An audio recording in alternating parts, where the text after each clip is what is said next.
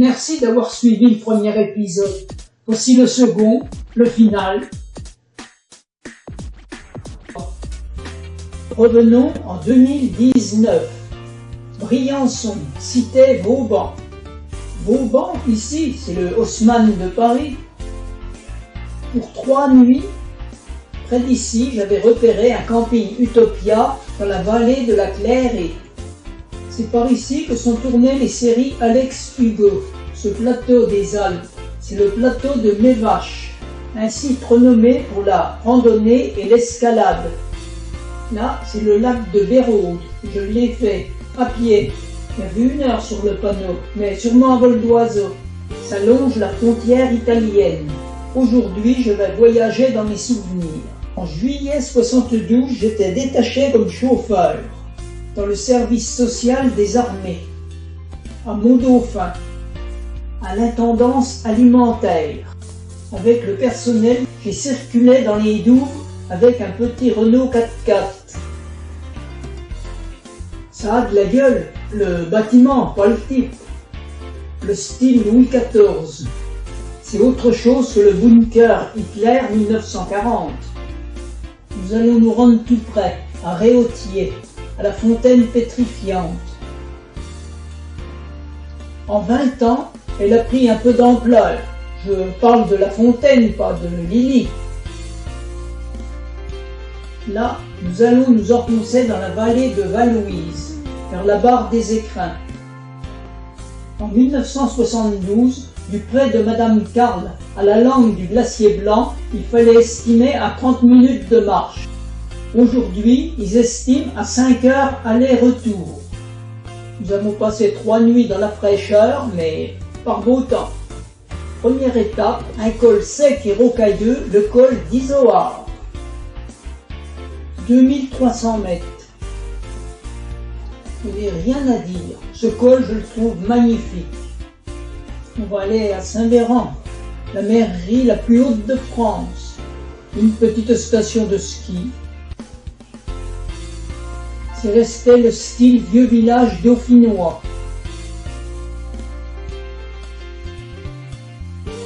Une grande rue avec des chalets anciens. Et en repartant, on s'est arrêté pour filmer des marmottes. Direction le col Agnel. Avec 2740 mètres, il mériterait largement de faire partie de la route des Grandes Alpes. On a pu faire demi-tour. Vous êtes arrivé? Non, je ne peux pas, c'est une nouvelle moto.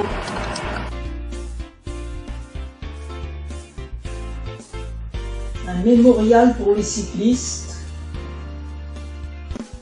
Voici 3 Italiens qui sont pressés de quitter la France. Il y en a un qui se penche, fait de la compétition. Ah oui, il joue les champions. Ça serait rigolo qu'il se plante, surtout que je suis en train de filmer. En France, ils ont installé la machine à refouler les cons.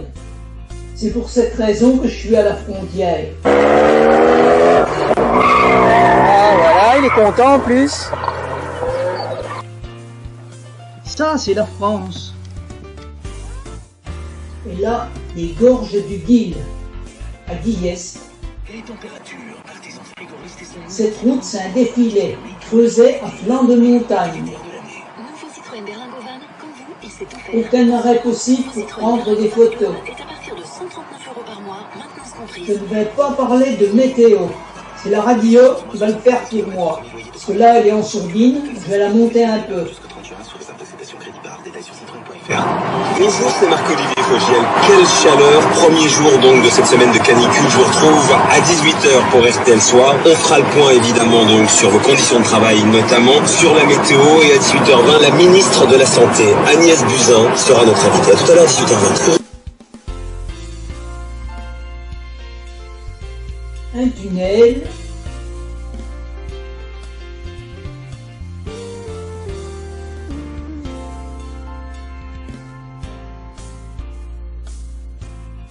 Encore un petit changement de carte.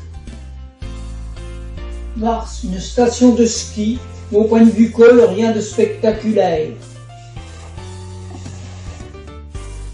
Barcelonnette, je prévois passer 2 nuits. Le camping à toile de tente, c'est rustique, c'est très bien. Entre le dégonflage du matelas et le bourrage de la toile dans un sac poubelle, il faut compter 1h30, petit déjeuner compris. Le soir, trouver l'emplacement, monter la toile, un certain temps. Barcelonnette, en 72, j'y ai résidé 1 an. Que les moins de 50 ans ne peuvent pas connaître. Demain, un petit circuit, col de la Caillole, col des Champs et col d'Alos. Nous sommes partis pour une petite randonnée en voiture.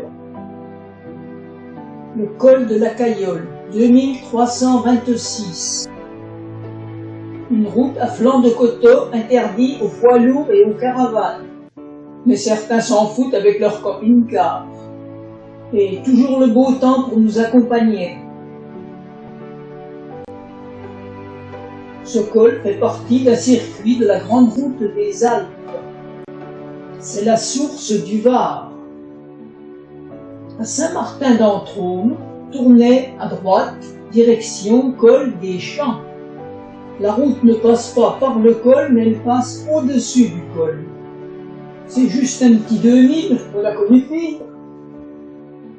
Demain, nous verrons mieux. Colmar, les Alpes, une petite ville fortifiée, rien à voir avec l'Alsace.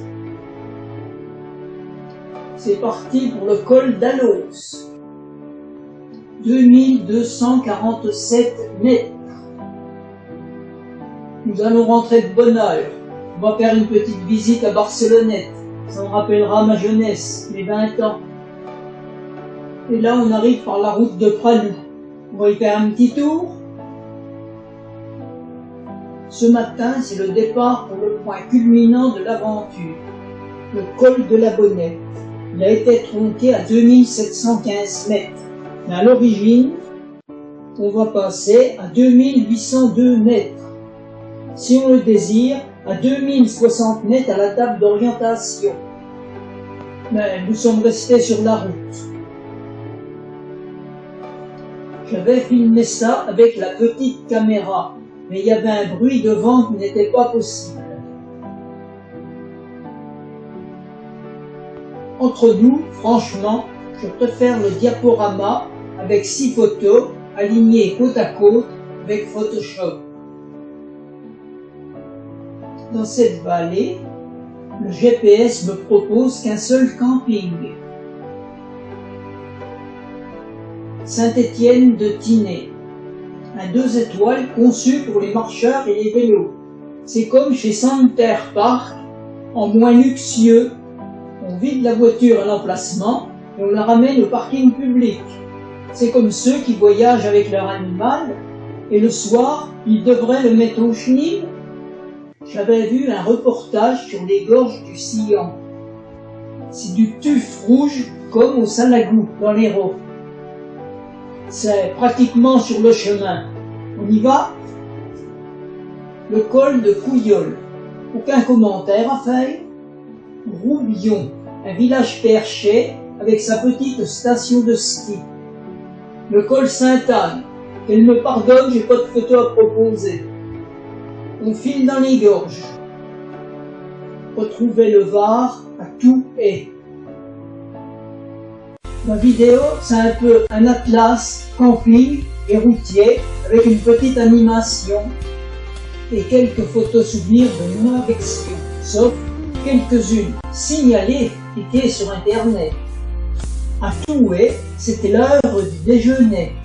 Nous ne sommes pas à la diète, donc on s'est fait la pause. En passant par Barcelonnette, le col de la Caillole, j'aurais pu revenir par ici.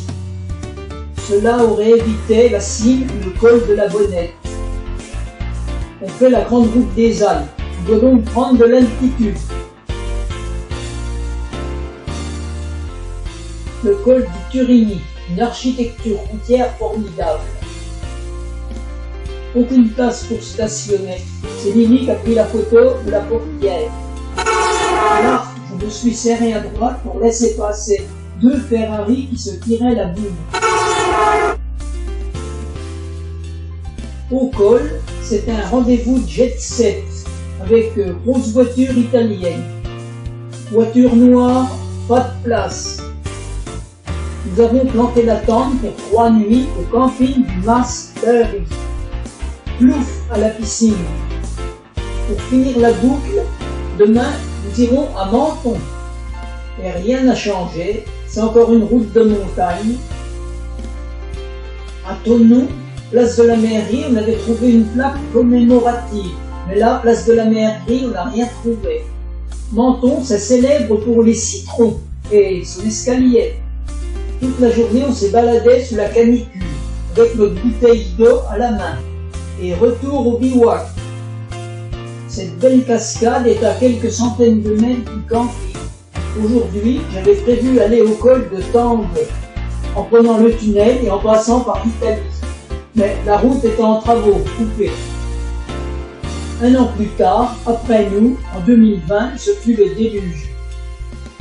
Et là, c'est le tunnel que j'aurais dû utiliser. Surprise, dans l'après-midi, au retour, ni contrôle de papier, ni contrôle de voiture, juste un contrôle de faciès. Nous n'avions pas une tête de migrant. Et la voiture était vide. Je te fais visiter Sospel, une jolie petite ville. J'y suis retourné en 2025. Ce matin, c'est le départ. Là, on pourrait dire, j'ai survolé Monaco avec la voiture. Nice, la promenade des Anglais.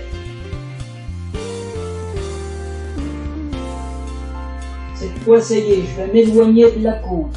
Direction Grasse, puisque tu as décidé de rester avec moi jusqu'à la fin de la vidéo. On va monter la toile de tente pour une dernière fois. 2 nuits et un plouf dans la piscine. Nous avons passé une petite journée à Grasse et au lac de Saint-Cassien. Si tu as une moto ou un vélo, tu ne trouveras pas mieux. Si cette petite vidéo t'a donné une envie de camping et de montagne, n'hésite pas, vas-y.